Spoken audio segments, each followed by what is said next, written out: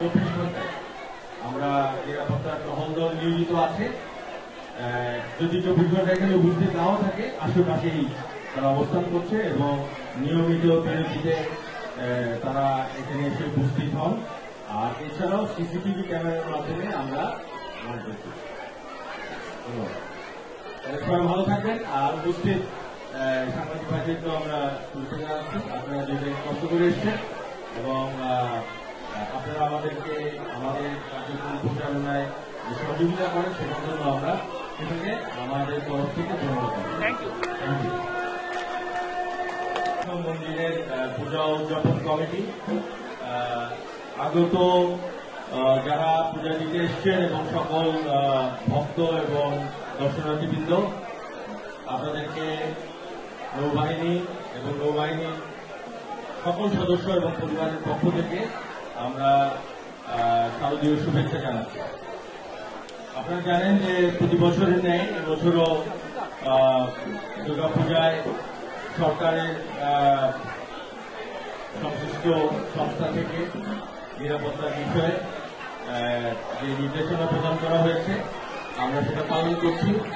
এবং বর্তমানে আপনারা জানেন যে একটু সিভিল পাওয়ারের আওতায় সশস্ত্র বাহিনী বিভিন্ন জায়গায় মোতায়েন রয়েছে বিভিন্ন জেলায় এবং ঢাকা অঞ্চলে নৌবাহিনী প্রতিনিয়ত বেশ কয়েক জায়গায় টহল পরিচালনা করে থাকে।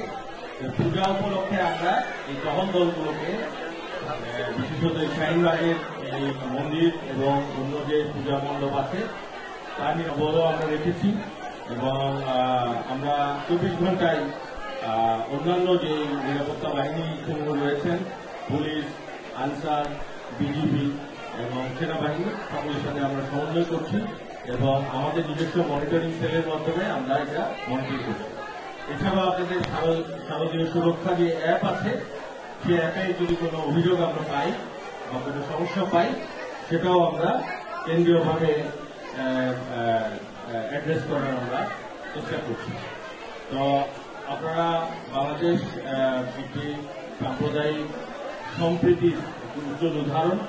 আমরা যুগে যুগে এখানে একসাথে ছিলাম, একসাথে আমরা থাকবো, এই দেশের নাগরিক আমরা সবাই এবং যার যার যেই ধর্ম মোতাবেক আমরা যে উৎসবগুলো হয় সেটা আমরা উদযাপন করে থাকি এবং আমরা একে অপরকে সহযোগিতা করব এবং আমাদের নৌবাহিনীর পক্ষ থেকে আমরা আমাদের সর্বোচ্চ চেষ্টা করছি আপনাদের যাতে একটা সুশৃঙ্খল, একটা অপরাধমুক্ত, যে কোনো ঝামেলামুক্ত একটা পূজা উপহার দেওয়ার জন্য এবং আমাদের প্রচেষ্টা অব্যাহত থাকে।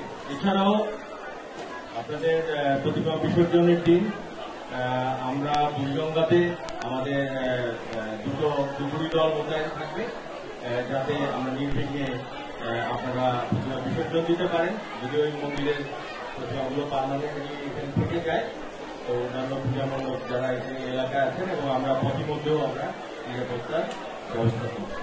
তো এই ছিল মোটামুটি। আমি আবারও নৌবাহিনীর পক্ষ থেকে সকলকে দুর্গাপূজা উপলক্ষে শারদীয় শুভেচ্ছা জানাচ্ছি। সকলের জীবন কল্যাণময় হোক, সবাইকে দীর্ঘজীবী করুন এই কামনা করছি।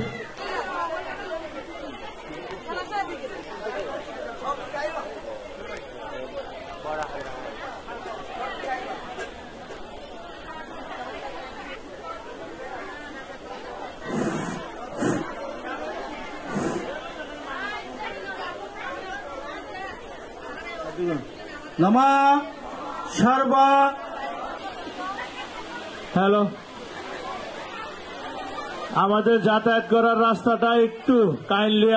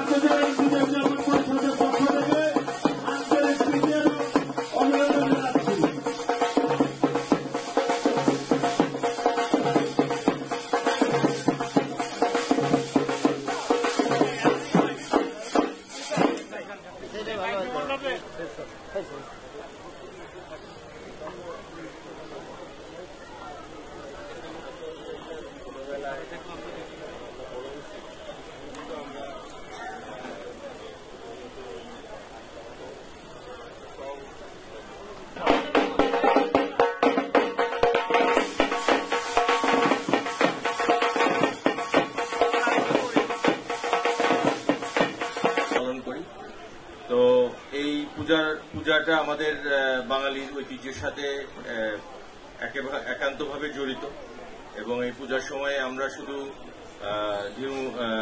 হিন্দু ধর্মাবলম্বী না, আমরা সকল ধর্মের সবাই আমরা এই উৎসবের সাথে আমরা ওতপ্রোতভাবে জড়িত আছি। তো বর্তমানে আপনারা জানেন যে আমাদের উপকূলীয় অঞ্চলই নয়, আমাদের অন্যান্য জেলাতে, বিশেষত ঢাকা জেলাতেও আমাদের নিয়মিত পেট্রোল আপনাদের সাধারণ জনগণের যানমাল নিরাপত্তায় আমরা 24 ঘন্টায় আমরা নিয়োজিত রয়েছি, রাত দিন। তো তারই অংশ হিসাবে যখন পূজার এই সময়টা আসে আমরা আমাদের এক্সট্রা ভিজিলেন্স বাড়িয়ে দিই, আমরা আমাদের এক্সট্রা লোক জনবল আমরা অলরেডি নিয়োজিত করেছি। এই পূজার বন্ধে অনেকেই ছুটি ছাটা যায়, আমরা কিন্তু ছুটিতেও যাইনি, আমরা আপনাদের নিরাপত্তা নিয়োজিত আছি। তো আমাদের সার্বক্ষণিকভাবে ভিজিলেন্স টিম আছে, আমরা লোকাল যারা পুলিশের যারা আছেন এখানে আনসার পূজা মণ্ডপে এসেছেন আমাদেরকে উৎসাহিত করার জন্য। আমরা আমাদের সাহিত্য করে থাকেন সবসময়, তো আমরা তাদের কৃতজ্ঞ সবসময় যাতে আমাদের পাশে থাকে, আমাদেরকে সহযোগিতা করে, আমরা এই আশাবাদ ব্যক্ত করব। যারা ধৈর্য ধরে করবেন, আমরা যাতে আগামীতেও সুন্দরভাবে এভাবে পূজা করে যেতে পারি, সকলের সহযোগিতা।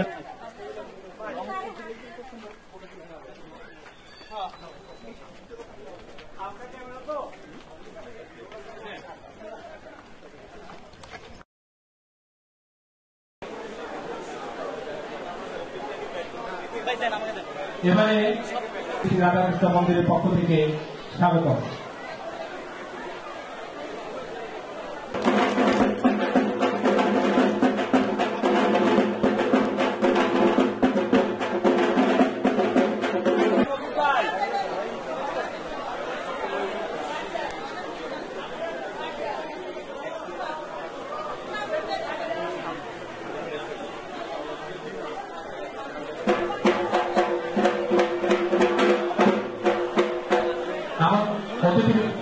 অনেক অনেক শুভেচ্ছা।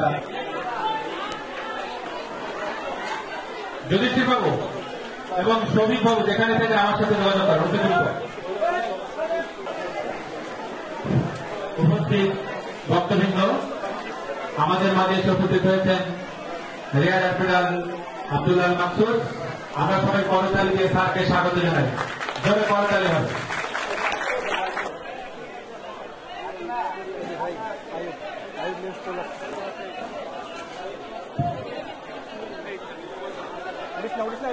udah